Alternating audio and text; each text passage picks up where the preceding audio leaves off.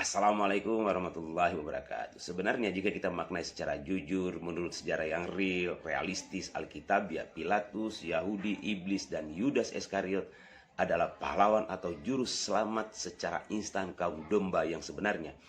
Sebab tanpa rencana Iblis menyalibnya, Lukas 22 ayat 3, keinginan Yahudi membunuhnya, tanpa eksekusi Pilatus dan tanpa pengkhianatan Yudas Iskariot, seperti dikatakan dalam Matius 10 ayat 4, Yesus tidak akan pernah dianggap sebagai penebus dan gereja tidak akan pernah punya terduga Tuhan dalam wujud manusia. Sementara Yesus jika dilihat dari sejarah dan penjelasan Alkitab sendiri adalah pengkhianat atas misinya di dunia ini untuk disalib sebagai penebus dosa demi hayalan gereja selamat secara permanen. Sebab sejatinya dia secara ikhlas menyerahkan diri untuk disalib tanpa perlu pengkhianatan sebelumnya, sehingga menempatkan Yudas Iskariot sebagai terduga penjahat atau pengkhianat di mata gereja. Padahal sebenarnya beliaulah pahlawan atau penyelamat misi ini yang nyaris gagal karena Yesus terindikasi berniat mangkir dari misinya. Ini terlihat dari tindakan Yesus di mana dia bersembunyi di Getsemani, dikatakan dalam Matius 26 ayat 1-36, menyuruh para murid menjual jubah untuk membeli pedang.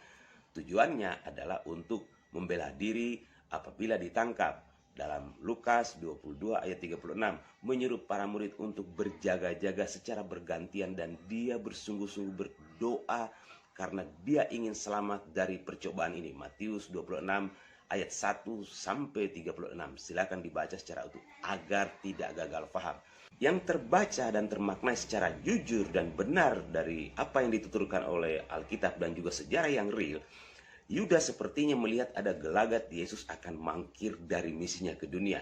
Iblis lalu memilihnya untuk menyelamatkan misi mulia ini demi menebus dosa mereka yang percaya dongeng ini.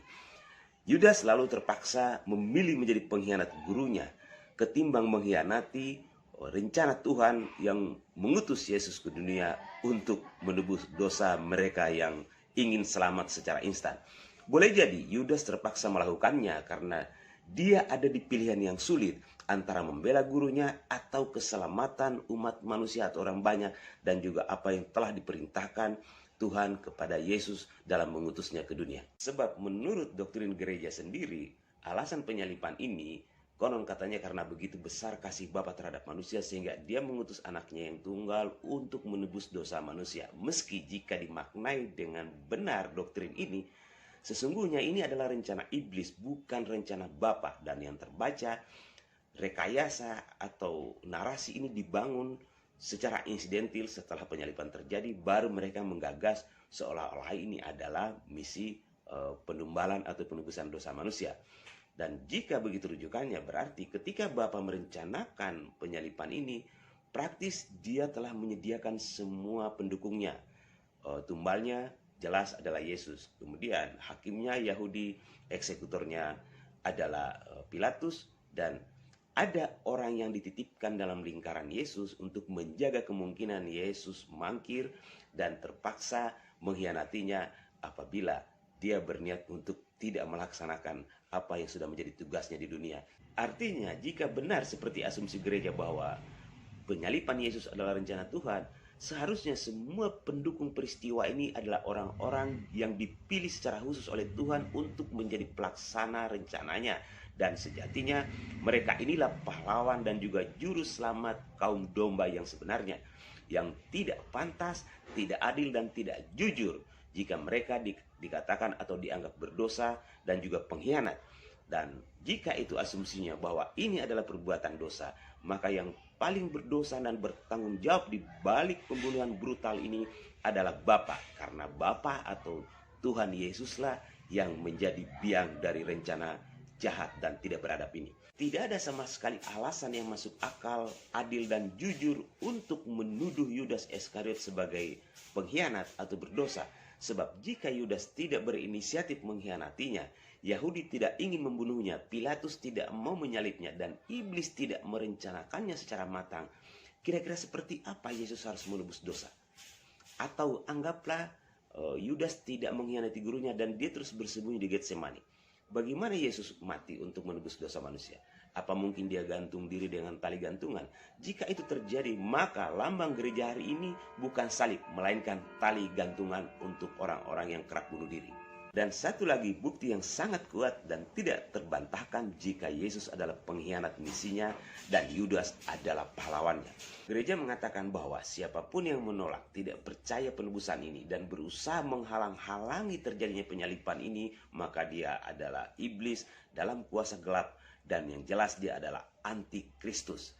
Sekarang kita lihat, terbukti secara meyakinkan Yesus berniat mangkir dan tidak ingin disalib. Karena alasan itulah dia dikhianatin. Dan Petrus juga terbukti berusaha menghalang-halangi penangkapan tersebut sehingga dia melawan dan sempat memotong salah satu telinga di antara penangkapnya.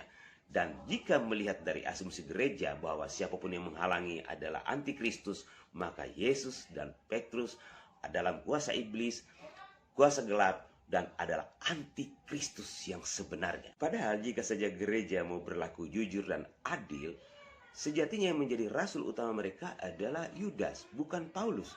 Karena Yudas adalah saksi utama firman dan dialah yang menyelamatkan misi ini yang nyaris gagal. Sementara Paulus hanya penganiaya Yesus dan pengikutnya dan dia juga bukan saksi utama firman. Tapi sudahlah, jika tidak seperti itu mustahil gereja masih bertuhan orang mati. Merujuk dari kerusakan algoritma otak dan distorsi kemanusiaan kaum ini yang kontradiksi di sana-sini, maka sejatinya setiap yang berpikir bisa memahami mental dan psikologis umat ini dalam menyikapi sikap mereka dalam kehidupan sosial kita. Misalnya, ketika mereka menghina dan memfitnah Muhammad SAW dan Islam secara umum, sebenarnya mereka tengah memuji dan mengakui kebenaran Islam serta Nabi SAW secara munafik. Sebab menurut saya, jika seketika mereka memuji dan mengakui Islam serta Muhammad SAW sementara mereka masih juga bertuhan orang mati, maka saya orang pertama yang mengoreksi iman saya terhadap Islam. Bisa jadi ada yang salah dengan Islam. Sebab hukum alam telah mengajarkan kepada kita bahwa kaum ini orang bodoh, dan mereka yang munafik akan selalu berkata, bersikap, dan memaknai semua hal secara terbalik. Dan benarlah bahwa sesuatu yang baik dan benar tidak akan pernah bisa tetap baik dan benar apabila telah dimaknai oleh kaum penuhan orang mati. Never. Salam bagi yang berpikir. Wabillahi taufiq wa hidayah. Wassalamualaikum warahmatullahi wabarakatuh.